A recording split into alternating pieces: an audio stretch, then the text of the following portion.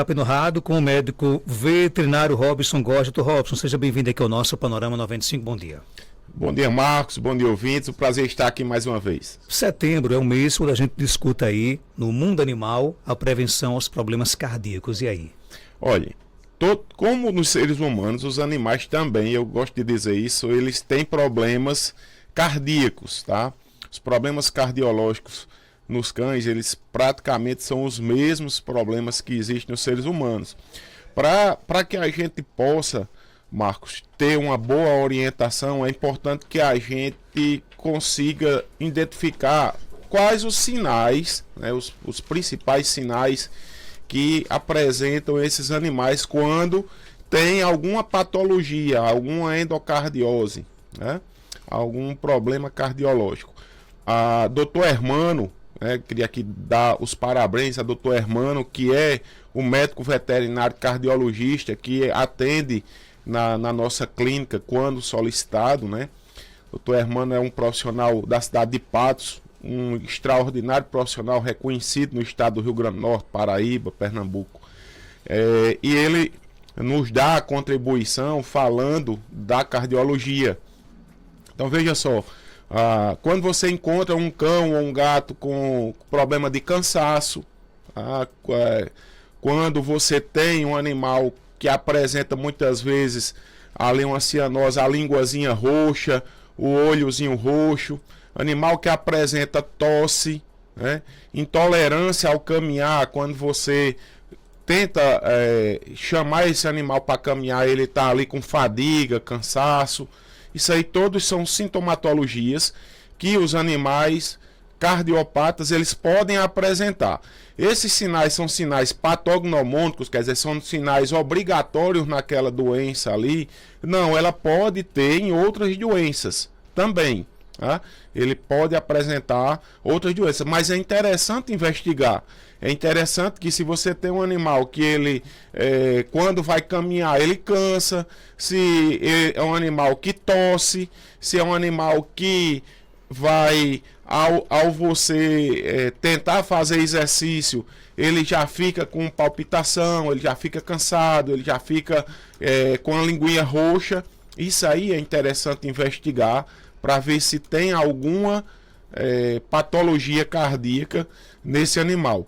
As patologias cardíacas elas podem ser uma insuficiência valvar, pode ser um sopro, uma arritmia, né? Animais também infartam também. Né? Então isso daí é necessário que você investigue e com o auxílio, né, do médico veterinário através do exame clínico, porque no exame clínico o profissional ele pode identificar algumas dessas patologias, um sopro, uma arritmia, mas os exames complementares, que seriam um eletrocardiograma, um ecocardiograma, ele pode ali identificar se existe alguma doença mais grave nesse animal ou alguma doença identificável através do exame clínico e dos exames complementares. Uma coisa interessante, Marcos, que eu vou até trazer para o próximo programa essa abordagem, que está aparecendo bastante na cidade de Caicó, é uma doença, é um verme no coração do animal, tá? É um verme, a Dirofilaria, ela se instala no coração desse animal. As fêmeas, os machos adultos, eles ficam como se fossem os macarrãozinhos no coração, nas câmeras cardíacas, alterando consideravelmente esse coração. Podendo levar esse animal, dependendo da quantidade de verme que exista no coração, levar esse animal à morte. Hoje nós temos um exame chamado SNAP 4DX. É um exame que você usa principalmente para identificar se o animal tem doença do carrapato, tá? Anaplasmose, erliquiose. Mas nesse exame também existe o teste da Dirofilaria. E consequentemente, por a gente aqui ter uma grande quantidade de animais com doença do carrapato, está acusando bastante esses animais com presença de Dirofilaria. E qual é o grande problema? O grande problema é que a Dirofilaria é considerada uma zoonose. É uma doença que passa dos animais para os seres humanos, através de um vetor que seria um mosquito, tá? Que pode ser tanto o Culex quimifaciatus, que é a muriçoca, como o Aedes aegypti, que é o mosquito da dengue. Então, por estar apresentando bastante na cidade de Caicó, eu acho que é um tema que nós podemos abordar aqui, já que está no mês de prevenção às doenças cardíacas. A gente pode abordar e eu vou trazer para a gente conseguir explicar melhor à população o que é dirofilária. Então, os problemas cardíacos nos animais, eles são identificáveis e também são tratáveis. À medida que você consegue identificar qual o problema, existe hoje tanto cirurgias, né, cardíacas que são realizadas. Aqui no estado do Rio Grande do Norte a gente ainda não tem essas técnicas cirúrgicas para o coração, mas nos grandes centros, São Paulo, já tem essas técnicas de cirurgias cardíacas. E também as medicações, né, que são as medicações, os cuidados que deve-se ter, não apenas com as medicações específicas para o coração desse animal, mas com certeza outras doenças que estão correlacionadas, como diabetes, como obesidade, como sedentarismo, que fazem com que essas doenças elas fiquem cada vez mais evidentes, e à medida que os nossos animais estão envelhecendo, temos uma longevidade hoje já muito grande nos cães e nos gatos, essas patologias cardíacas elas vão cada vez mais aparecendo e sendo necessário a consulta com um cardiologista, como também a prevenção ou o tratamento dessas patologias cardíacas, Marco. Dr. Robson, existem raças de cães ou gatos mais predispostas a doenças cardíacas? Existe sim. Em cães, a gente gosta muito de falar do pinche, né? O pinche, ele diz que todo pinche ele é bravo e todo pinche ele é cardiopata, né? Tem uma brincadeirazinha dessa de dizer, mas não significa dizer isso, que nem todos vão ser bravos, nem todos vão ser cardiopatas, mas existem doenças correlacionadas, né, às raças, às espécies, e consequentemente, né, a gente orienta as pessoas que têm esses animais a investigar. Outra pergunta é o seguinte: como é que a alimentação pode influenciar a saúde cardíaca dos pets? Se você der uma alimentação desregulada, se você der uma alimentação, por exemplo, uma alimentação salgada, pode aumentar a pressão arterial desse animal e, consequentemente, apresentar um problema de hipertensão e, consequentemente, uma alteração cardíaca? Pode. Você pode fornecer uma alimentação extremamente gordurosa para esse animal, e esse aumento da gordura nesse animal fazer com que esse animal apresente um aumento de colesterol e, consequentemente, uma obstrução através de placas de gordura, causar um infarto nesse animal? Pode. E aí por diante. Mas, principalmente na alimentação, a gente leva aí a orientação que evitem alimentos que sejam extremamente salgados, para diminuir assim uma sobrecarga a nível de rins e, consequentemente, também uma sobrecarga cardíaca através de uma hipertensão arterial. Quais são os exames recomendados para detectar problemas cardíacos precocemente? Os dois principais seriam o eletrocardiograma e o ecocardiograma. Aí seriam os dois principais que a gente lança a mão para poder identificar, Marcos. Existem exercícios que são benéficos para a saúde do coração dos animais? Existe. Você fazer uma caminhada leve, fazer brincadeiras. Não no ritmo do dono, por exemplo? Pronto, Marcos, é um erro que existe, bastante grave. São as pessoas quererem adotar o ritmo das suas caminhadas ou os ritmos das suas corridas aos animais. Lembrem, Marcos, uma coisa interessante é que os animais, eles eliminam o calor principalmente pela boca. O calor do animal, ele não é como o nosso, que é eliminado através do suor, da pele. Ele vai eliminar de 3 vias principais. O animal vai eliminar o calor pela parte respiração, pela parte digestiva, né, através das fezes, a parte urinária, mas principalmente pela respiração. Quando esse animal está muito ofegante, porque ele está tentando eliminar calor. Quando ele está caminhando, a temperatura desse animal aumenta. E se você não der uma pausa para ele descansar, para ele respirar, para ele oxigenar o sangue, para ele diminuir a temperatura dele, ele pode, infelizmente, ir a óbito ali por uma hipertermia. Ou então desmaiar, ou entrar ali em quadro convulsivo. É necessário que as pessoas tenham essa sensibilidade, que ao caminhar e perceber que esse animal está apresentando uma fadiga ou está apresentando uma hiperventilação, está respirando muito, uma taquipneia, né, respirando bastante rápido, ele tem de parar, descansar e principalmente reidratar esse animal. É muito importante a reidratação para que esse animal possa compensar as perdas que eles tiveram ao longo dessa caminhada.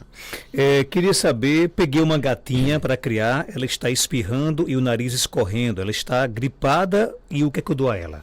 Primeiro, parabéns por ter adotado um animal de rua. É muito importante, Marcos, que as pessoas tenham essa sensibilidade em adotar animal de rua, né? Ou criar animais. Hoje está essa campanha aí, eu estava vendo inclusive ontem, que os cães hoje, né, os amarelinhos, né, os caramelos, eles estão sendo bastante adotados e agora a moda é o macarrão, né? É o cão macarrão, que é aquele cão que tem um pelo mais longo e fininho.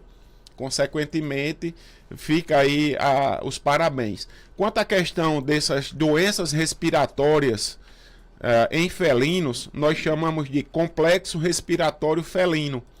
O complexo respiratório felino, a gente não pode identificar qual agente está sendo causador. Nós temos aí quadros virais, né, como FIV, como calicivirose e outras viroses que causam problemas respiratórios. Nós temos doenças bacterianas, a clamídia e outras que causam problemas respiratórios. Então fica muitas vezes difícil a gente dizer qual a medicação você deve dar para esse animal em virtude da gente não saber qual agente está causando. É necessário fazer exames como hemograma para a gente poder diferenciar qual agente está ali atuando naquele momento. Mas o principal é fazer hidratação nesse animal e se você tiver em casa nebulizador, fazer nebulização mesmo com soro caseiro e procurar o auxílio de um médico veterinário para que ele possa identificar qual agente está causando esse problema do complexo respiratório felino e medicar de forma adequada. Dr. Robson, queria saber o motivo por que o meu gato vomita tanto. E é desde pequeno. Hoje ele está com 16 anos e continua vomitando. A maioria dos vômitos dos animais, dos felinos, a maioria, Marcos, não significa dizer que seja a única causa. Em filhotes, por exemplo, quando tem vômitos após a alimentação, a gente suspeita do megaesôfago. Em outros animais a gente pode suspeitar de uma gastrite, de uma esofagite, mas a maioria dos problemas de vômito em felinos é bola de pelo. A bola de pelo animal, o felino, ele tem a língua com áspera e ele tem o hábito de fazer o velho banho de língua, que é fazer a higiene pessoal através da lambida. Consequentemente, ele ingere bastante pelo e essas bolas de pelo, quando não eliminadas pelas fezes, e elas ficam no estômago, através dos movimentos do estômago, elas criam uma bola junto com o alimento, né, o bolo alimentar, e faz com que crie essa bola de pelo, irritando, causando um desconforto no estômago. E uma das maneiras que os felinos têm para vomitar é comer capim. Ele come o capim muitas vezes por uma deficiência de fibra, mas também em virtude de um problema de irritação dessa bola de pelo, e faz com que ao comer o capim ele vomite e elimine essa bola de pelo. É o principal problema de vômito em felinos. Tem um bezerro e ele está sem força e não se alimenta direito. O que fazer? Primeiro é saber qual a causa dessa falta de força. A falta de força em bezerros, em bovinos, Marcos, os bovinos, eles são extremamente sensíveis a problemas digestivos e respiratórios. Muitos bezerros apresentam cansaços em virtude de pneumoenterite, tá? Uma das doenças que mais mata bezerros. Chama-se pneumoenterite. É uma infecção bacteriana que muitas vezes eles adquirem através do leite da mãe ou através do cordão, do cordão umbilical, causando uma onfaloflebite, e essa bactéria ela ganha corrente sanguínea se instalando a nível de pulmão e a nível de intestino, causando uma pneumonia e uma enterite. Quer dizer, o animal vai apresentar um cansaço, muitas vezes com secreção nasal e às vezes uma diarreia. Isso aí a gente chama um complexo de pneumoenterite. Nessas situações aí tem de tratar esse animal, tá? Para esse quadro de pneumoenterite. Agora, a fadiga em bezerro pode ser até nutricional. O animal está ali sem conseguir se levantar porque está com fome, com deficiência de vitaminas, minerais, nutricional. Mas também tem bezerro, mas que a gente chama bezerro molão. O Hindu Brasil era uma raça, né? Os zebuínos, geralmente, eles são mais moles, mais preguiçosos. Isso aí também tem de diferenciar o que é que está acontecendo com esse bezerro. Tem mais pergunta. Meu cachorro é um piche, dorme comigo na cama a noite inteira. Vou precisar viajar, ele vai ficar no hotel para cachorro. Já ficou uma vez lá quando era mais novo. Ele vai sentir minha falta e pensar que fui abandonado? Não. Ele vai sentir sua falta. Pensar que foi abandonado, ele não vai pensar, não. Mas sentir sua falta, com certeza vai. A dependência hoje que os seres humanos estão fazendo para com os animais, Marcos, ela é preocupante, tá? Tanto a preocupação que a gente tem com os animais, com os seres humanos. Os seres humanos estão ficando muito dependentes da presença dos animais como companhia. Por quê? Porque não quer ter filho, porque os filhos saem de casa, porque é a única companhia, porque os animais são carinhosos e a pessoa precisa de carinho e atenção, né? Mas a gente tem que ter o meio termo. Lembre que eu digo aqui direto que nós fomos criados para filho enterrar pai. Mas como os animais vivem menos do que a gente, pai e mãe vão ter de enterrar filhos.